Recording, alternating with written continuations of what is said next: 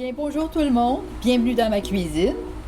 On a failli avoir de l'ossobuco comme recette aujourd'hui, mais au montage, la tarte qui est devant vous, elle a floché carrément la vidéo. Donc, on se reprend et on essaie autre chose. Donc, je vais faire quelque chose de particulier. J'ai envie de faire un essai. C'est une recette que j'ai jamais essayée encore. Puis, ça a l'air d'être pas long et facile. On appelle ça la gaufre Oreo au chocolat. J'ai regardé les ingrédients, il n'y a pas beaucoup d'ingrédients. Je me dis, c'est supposé faire une gaufre. Fait qu'on va l'essayer. Donc, on va regarder les ingrédients ensemble. Donc, ça nous prend un œuf, une cuillerée et demie à table de cacao, une cuillère à table de crème. Moi, ici, c'est à 35%. 2 cuillerées à table d'érythritol, ou si vous aimez mieux, c'est un édulcorant qui n'a pas d'incidence sur le diabète. Vous pouvez mettre du sucre si vous voulez. Une cuillerée à thé de farine de coco. La farine de coco, je la prends chez Amazon. Ça coûte 5,75 pour un paquet de 454 grammes. Une demi-cuillerée à thé de poudre à pâte. Et une demi-cuillerée à thé de vanille. Donc, on va procéder. Je vais commencer par battre mon œuf. J'imagine qu'il faut le battre. Là. On mettra quand même ça pas tout rond comme ça dans la recette. On va battre notre œuf.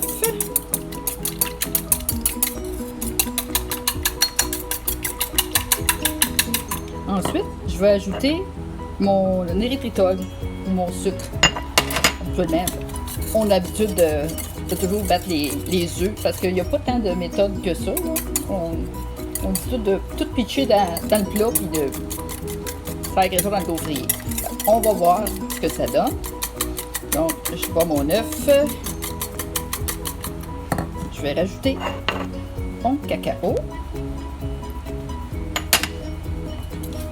On ne va pas trop fort parce que le cacao, il va revoler partout. Comme ça. Exactement comme ça.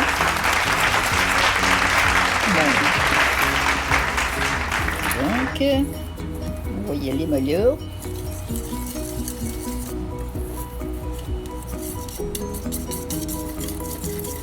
Voilà pour le cacao. J'ai de la misère à croire que ça va virer en gaufre cette affaire-là. Ou plutôt que ça va être mangeable. Nuance. Ensuite, je vais mettre ma crème. On ne fera pas le basic, on va tout pitcher dedans.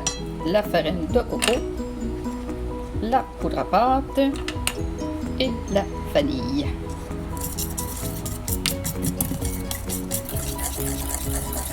C'est même supposé de faire 2 gaufres. C'est pas écrit 2 gaufres, mais c'est parce que je regarde la recette, ils disent de laisser cuire le mélange puis de recommencer après ça.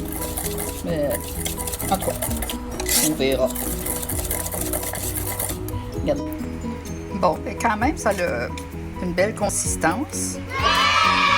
Fait que là, c'est de voir à cette heure, on va tester avec le gaufrier qui est déjà préchauffé. Bon, alors moi, je vais y ajouter un peu d'huile pour être sûr que ça colle pas.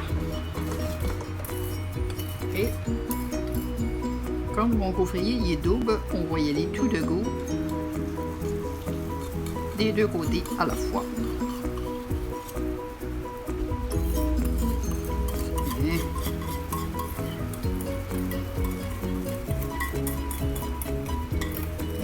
voilà. Ah oui. Au moins, j'aurais peut-être pas assez de pâte.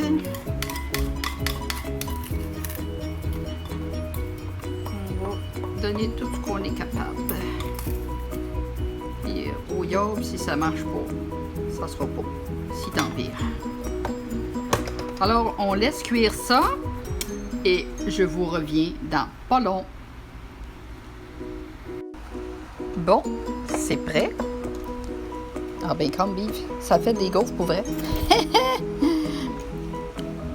Ça fait des gaufres molles, par exemple. D'après moi, pour avoir des gaufres raides, ça doit prendre un coup de toaster. Mais moi, ce qui m'intrigue, c'est de savoir si c'est bon. Tu sais, ça peut avoir l'air d'une gaufre, mais c'est peut-être... Hop, ça colle en plus. Bon, attendez un petit peu. Je vais essayer de décoller ça. Bon, fait que le résultat pour le...